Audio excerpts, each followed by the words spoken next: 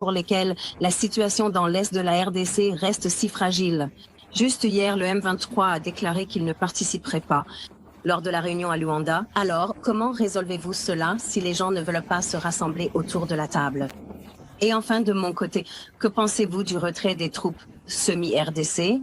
Quelles pensez-vous que seront les conséquences de ce retrait dans les efforts pour obtenir la paix là-bas? Eh bien, ce sont beaucoup de questions. Je ne pense pas me souvenir de tous, mais merci. Mais ma réunion avec l'ancien président Mbeki découle d'une invitation. Quand nous sommes rencontrés à Windhoek, je crois que c'était il y a 2 semaines, il voulait savoir ce qui se passait au Congo. Alors, il m'a invité. Et c'est pourquoi je suis venu le voir. 2 ou 3 des questions. Je ne suis pas le porte-parole du M23, alors pourquoi n'ont-ils pas assisté à la réunion ou pas? Je ne suis pas très confiant à ce sujet. Ils ont certainement leurs raisons et vous pourriez avoir d'autres moyens de leur poser des questions. Mais quelle était la 3e question? La 3e était, qu'est-ce que vous croyez? Les conséquences du retrait de la semi-RDC de l'Est de la RDC vont être importantes, étant donné à quel point la situation reste fragile. Et vous savez, les personnes qui sont censées être autour de la table ne viennent pas à la fête. Je n'ai pas suivi de très près la situation ou le déploiement. Et bien sûr l'annonce du retrait de certaines forces en RDC. Notre point de vue a toujours été, et c'est ce que j'ai dit il y a quelques semaines, cela, en considérant la situation, la solution que nous avons adoptée. Il y a longtemps, en 2002-2003, parce qu'à l'époque, nous avions aussi une situation presque similaire, où vous avez une multitude de forces armées, divers groupes armés. Aujourd'hui, ce qui est nouveau, c'est que vous avez maintenant des mercenaires qui ont été engagés par les forces gouvernementales. Notre attitude à l'époque était de demander à chacun de partir, chaque force. C'était de partir. Et c'est exactement ce qui s'est passé. Et c'est ce qui, je crois, a directement ou indirectement facilité le processus de paix qui a commencé immédiatement après. Mais est-ce la même solution que nous pouvons appliquer à la situation actuelle? Je crois que c'est en partie vrai, oui. On peut appliquer la même solution, mais en considérant que le problème est beaucoup plus profond que ce que tout le monde le pense, vous devez vous plonger dans les dynamiques internes de ce qui se passe au Congo. Et laisser de côté ce jeu de blâme en pensant que tout ce qui se passe est le résultat de quelqu'un d'autre. À un moment donné, nous devons nous demander, n'est-ce pas nous le problème ou notre problème? Et comment le résolvons-nous en tant que Congolais? Alors, quelles sont les conséquences de le retrait de Samir RDC? Eh bien, je ne vois pas de perturbation majeure dans la mesure où, en ce qui concerne le retrait, parce que ce sont des forces, à ma connaissance, qui ont été déployées dans une zone donnée, qui est les zones autour de Goma. Y a-t-il des implications au-delà de cela? Eh bien, le temps nous le dira probablement. Monsieur, ancien président, merci de nous accorder du temps. Je m'appelle Moloko de l'ENCEA. Je veux juste comprendre, étant donné que vous avez convoqué une réunion avec les leaders de l'opposition en RDC et la société civile au début de ce mois, comment voyez-vous cela, ou peut-être quelles étaient les solutions proposées par cette réunion particulière pour résoudre la crise là-bas? Mais aussi, avez-vous par hasard des intentions personnelles de revenir en tant que président de la RDC, compte tenu de la crise là-bas?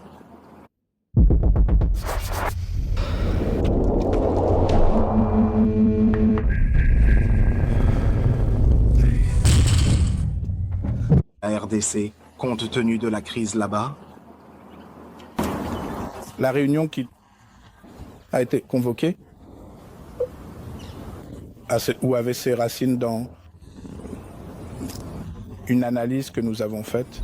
Nous avons analysé la situation et sommes arrivés à la conclusion que tout le monde parle du Congo, sauf les Congolais. Vous allez à Nairobi, tout le monde parle du Congo. Vous venez en Afrique du Sud où je peux voir l'intérêt. Tout le monde veut savoir ce qui se passe au Congo. Mais les Congolais eux-mêmes semblent être ignorés. L'objectif était de réunir la société civile, l'opposition et toute autre personne intéressée. Dans notre pays, les leaders religieux aussi, afin que nous puissions discuter et surtout essayer d'analyser la situation. Quel est le rôle de chaque acteur dans ce qui se passe? Qu'en est-il au Congo? Quel est le rôle du gouvernement et la société civile et bien sûr l'opposition? Eh bien, la deuxième question, c'est-à-dire, suis-je prêt? Non, écoute. Nous sommes prêts à travailler, honnêtement, travailler pour la paix. Travailler activement pour la paix. C'était notre attitude il y a 22 ans, quand nous sommes venus à Sun City et avons signé l'accord. Notre attitude aujourd'hui, être beaucoup plus informé, c'est définitivement se lever à nouveau et être en mouvement, travailler pour la paix de toutes les manières possibles. Monsieur le Président, quel pourrait être le rôle de la région, des pays voisins et de la communauté internationale, ainsi que d'autres acteurs extérieurs à la RDC pour aider à nouveau la RDC À avoir un processus de paix? Comme nous le voyons, les pourparlers de Luanda sont très instables. On dirait que c'est un départ et un arrêt. Que doit-il se passer? Qu'est-ce qui peut mener à une solution durable? En 2018, j'ai certainement participé à l'une des dernières réunions, je crois, de la SADC. Ma dernière réunion, en tant que chef d'État, en fonction, et j'ai dit aux dirigeants à l'époque que j'étais heureux, que je vivais, mais que le Congo n'était plus le vieux homme de la région. Vieux homme signifiant le faible de la région SADC et la région des Grands Lacs. C'était ma conviction en un Congo fort, un Congo qui était sur la bonne voie. Mais oui, 6 ans plus tard, nous sommes presque revenus à la case départ. Le point de départ. Alors, que peuvent faire tous ces autres pays? Je crois, cela ne devrait pas être un cycle où 5 ans plus tard, vous avez la paix, 10, 15 ans après, vous avez la guerre. Non, le peuple congolais ne veut pas ça. Je crois que nous devons revenir aux fondamentaux pendant près de 16-17 ans, le Congo était pas 100% stable, mais assez stable pour qu'il avance en ce qui concerne le développement économique et d'autres domaines. Alors, que faisons-nous? Je crois que nous devons revenir aux fondamentaux. Les fondamentaux, c'est-à-dire... Parlez-vous vestiaire collectif? Kannst du jetzt aussortieren sagen? Kannst du... C'est-à-dire...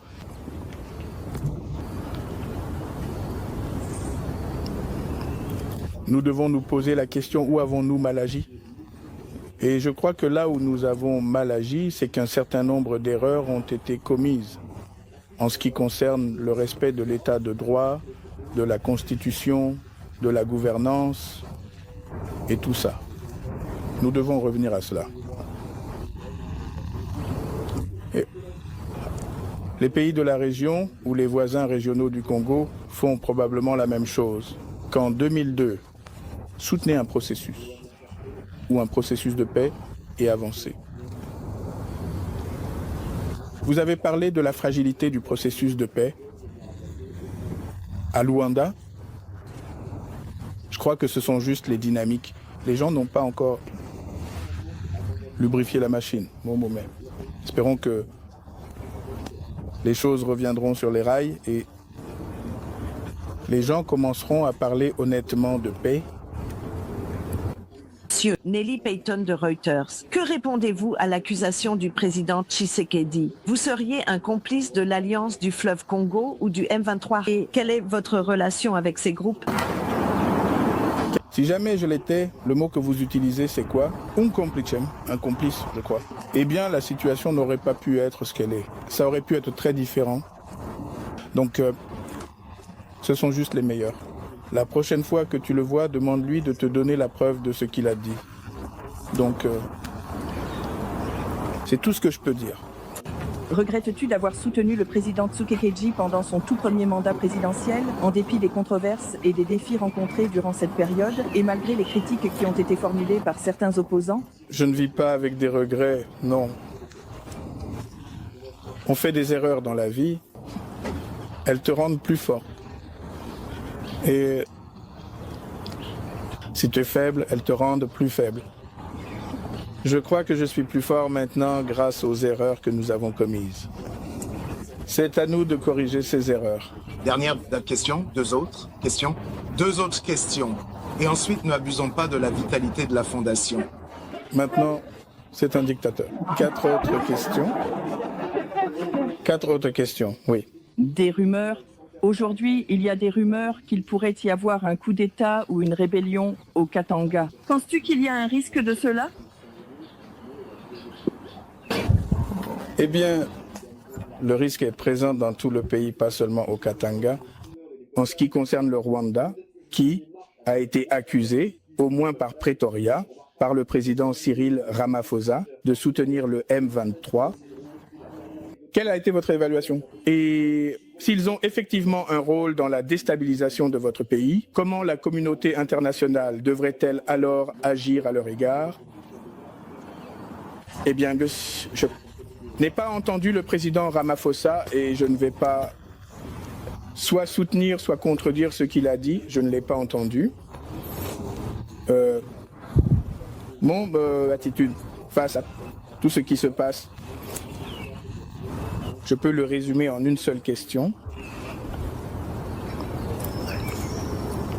Si je suis faible, de qui est-ce la faute? Est-ce la faute de mon voisin ou de mon ennemi? Ou est-ce ma faute? Si et quand vous répondrez à cette question, alors vous trouverez certainement une solution au problème que vous avez. Et le Congo ne peut pas continuer à être ce pleurnichard dans la région. Parler de sa faiblesse et de la force des autres, cela, pour moi, n'est pas la bonne approche. Alors, comment la communauté internationale gère-t-elle la situation? Eh bien, je ne fais pas partie de cette communauté internationale en particulier. Mais en tant que Congolais, ce qui m'intéresse, et ce qui intéresse le peuple congolais, c'est comment nous gérons la situation, avec la situation nous-mêmes. Et je crois que cela devrait être le point de vue à partir duquel nous devrions regarder les choses. Dans le cadre des solutions que vous pensez devoir être mises en œuvre en RDC, cela inclut un processus de construction nationale et à quoi cela ressemblerait-il et qui en ferait partie? Nous avons parlé plutôt de l'accord de Sun City. L'accord de Sun City a posé les bases de ce que l'on pourrait appeler un processus de construction nationale. Je ne pense pas que qui que ce soit, les médiateurs, les facilitateurs feront quoi que ce soit de mieux que ce que nous avons fait. à Sun City. Je doute qu'ils fassent cela. Et c'est pourquoi j'ai parlé de revenir aux bases. Parce qu'à partir de cet accord particulier, nous en sommes sortis. Trois ans plus tard, avec la Constitution qui a posé les bases de ce dont vous parlez, la construction nationale, la construction d'institutions, les élections, et le reste était censé suivre. Donc pour moi, cela pourrait être l'approche. Des millions de kilomètres carrés du Congo sont à risque, donc à risque d'une rébellion ou d'une critique, à risque de troubles, n'importe où, au Congo.